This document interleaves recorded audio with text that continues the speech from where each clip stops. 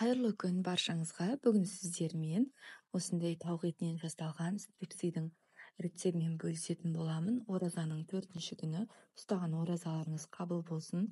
Менің каналыма тіркелмеген болсаңыз, төмендегі подписаться батырмасын басып, каналға тіркеліп қойыңызды сұраймын.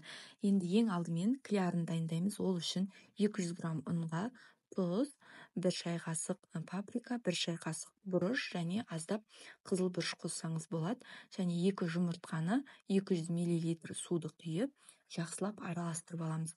1 келкі масса болғанша араластырып алған дұрыс. Мінекей осылай 1 келкі масса болды.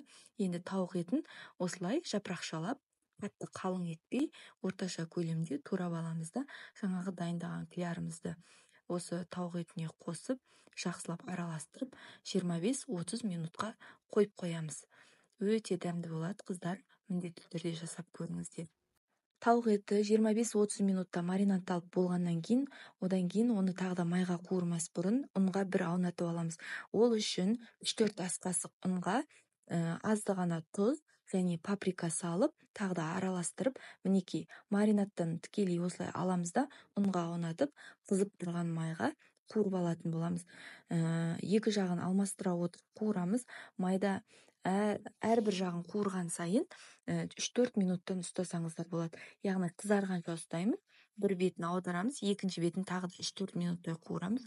Сол кезде біздің тауық етінен жасалған стрипсилар дайын болады. Өте дәмді, қыздар. Мен қатты қызыл бұрышты көп қоспадым, өйткені ораза уақыты болғаннан кейін шөлдеуіміз мүмкін, кері әсерін тигізуі мүмкін. Өте дәмді және балаларда өте сүйіп жейді. Сіздер де жасап көріңіздер. Мінекей осылай барлығын ұнға ауната отырып, көбірек майда қуырамыз, аз ғана емес, көбірек майда. Менде осындай тапа болды. Негізі тереңдеу ыдысқа қуырсаңыздар өте жақсы болады және тез пісетін болады. Мінекей осылайынан барлығын салып аламыз да. Мен осы тауық етін 3-ке бөліп қуырдым. Мінекей осылай сәл қызарған кезде екі жағын ауната отырып майға қуыратын боламыз.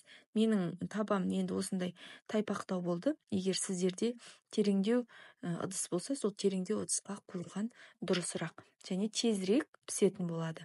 Мінекей екінші жағы, міне біздің стрипсиларымыз дайын. Осылай майын сорғып ыдысымызға салатын боламыз. Өте дәмді болады, қыздар. Егер сіздерге рецепт ұнаса, төмендегі поделиться батырмасын басып, өз құрбыларыңызбен бөліссеңіздер де болады.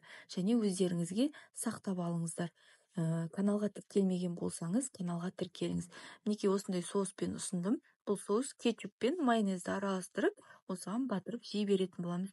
Өте дәмді, қыздар. Міндетті түрде жасап көріңіздер. Мінекей осылайынан аз ғана уақыттың ішінде өте керемет те ерекше кешкі асты жасап жібересіздер. Тек қана үйде тауықтың төс етін қолданасыздар. Мінекей керемет, өте дәмді. Мен осының қасына өзім үйден донер жасап ұсындым. Аз болып қалмасын деп, балалар өткені сүйіп жейді. Қолдан донер жасап ұсынсаңыздар да, немесе күріштен гарнир жасап ұсынсаңыздар да болады.